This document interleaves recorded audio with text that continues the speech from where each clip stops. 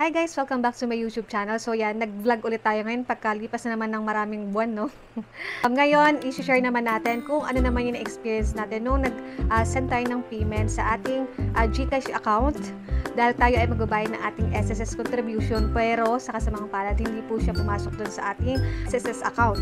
So, ano nga ba yung naging solution ko that time? Lalo pa ako, medyo complicated din sa akin nun guys, kasi nasa ibang bansa pa ako. Samahan nyo ako hanggang matapos ang video na to. And please don't forget to like and subscribe my channel para po maging updated pa kayo sa susunod nating mga videos, like yung mga travel vlogs, tsaka yung related po sa mga government na tutorial, like po ito, yung may mga issues tayo, nagkakaroon tayo ng problems, and ano pa ba, food trip, yan, nagba-vlog din tayo, at marami pa pong iba.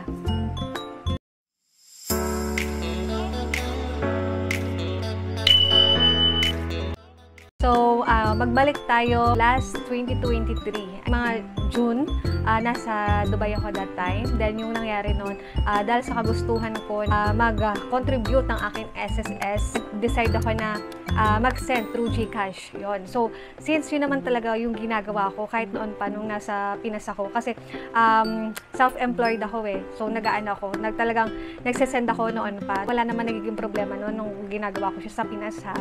Kaya lang, nung nasa Dubai ako, medyo doubt ako kasi baka magkaroon ng problema. Kaya syempre, medyo nag-try lang din tayo at medyo maliit lang yung sened natin. So, naghulog ako noon from June to December, nasa 3,000 plus. Ayun, pakita ko na lang din dito, no, yung proof ko. Then, meron siyang binigay na reference number. Tapos, usually kasi, nung nasa Pinas ako, ang nangyayari, pagka kunwari naguhulog ako, no, nakita ko doon sa may SSS account ko. So, doon natatrack ko kung magkano ba yung nakukontribute ko or kung pumapasok ba yung payment ko. Pero, based on my experience kasi, mabilis naman siya pumapasok, lalo pa kapag weekdays. Usually mga kinabukasan lang or siguro pinakamatagal na yung 2 to 3 days. Kaya lang nung time na yun, hindi naging ganun yung nangyari. Parang umabot siya ng 3 weeks. Medyo nagduda na ako kasi nga walang pumapasok pa rin dun sa account ko. Tapos, ang nangyari ko, syempre nag-search na ako. Yan, isa yan sa YouTube. Nalaman ko na marami palang nangyaring ganun. Lalo pa yung mga OFW natin. Bayad sila tapos hindi naman pumasok dun sa SSS account nila. So, nakita ako na may nagre-refer na parang mag-send nga ng email sa SSS, which is ginawa ko siya, kaya lang nagbabounce back naman dahil puno na daw. Kaya medyo na-frustrate na ako noon. Tinry ko din yung parang doon kasi sa may SSS apps or account, meron kasi doon parang live session. Then, magko-comment ka doon, customer service nila yung sasagot sa'yo kung ano yung magiging solusyon nila. Kaya lang, guys, dahil sa sobrang dami, siguro buong Pilipinas yung nagko-comment doon, hindi napapansin yung comment ko, parang natatambunan siya kagad. Kaya hindi rin ako nakahanap doon ng solusyon.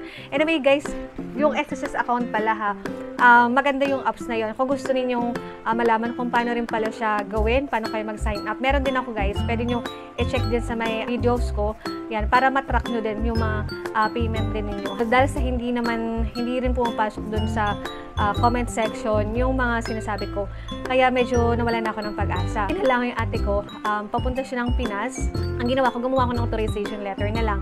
So, siya yung pinapunta ko doon sa may SSS branch na pinakamalapit sa amin. Ang sinabi sa kanya doon, talagang nangyayari daw pala yun. Kasi nga, yung problema sa system nila. Sabi sa akin daw, parang maghintay lang ako mga ilang days yata. Or mga 1 week, 2 weeks, mga ganun. Pasok din siya. Naghintay naman ako, wala pa rin. Hanggang nung nag-check ako nung November, pumasok naman na siya. Binigyan din kami ng slip. Ayan, pakita ko na lang din dito. Nandyan yung email address and then yung contact number ng customer service nila kapag gusto nyo silang tawagan. Yan lang guys, ang pinaka-the best na gawin natin is, syempre kung wala tayong time, mag-send tayo ng email or tumawag na lang din sa kanila. Kaya naman, punta na lang din tayo dun sa may SSS branch nila. Ngayon, kung malayo naman kayo, di ba?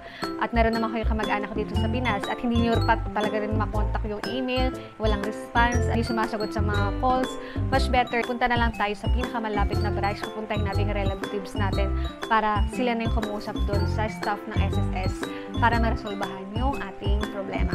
So, yun lang guys. Thank you so much for watching and sana po may natutunan kayo sa sana experience ko to. Ayun. Ay, biglang umilaw ah.